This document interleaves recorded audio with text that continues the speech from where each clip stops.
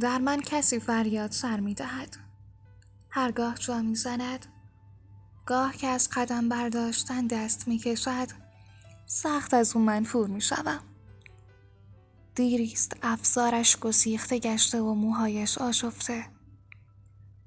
تنها کاری که از دستانم برآمد موهایش را زدم. حال بهانه‌ای ندارد، اما می گریزد. گریختنی بی دلیل. سخت با خودش دشمنی می کند. کاش بدانم چه چیزی خوشحالش می کند تا او را آشتی دهم. اما شاید می دانم و می گریزم.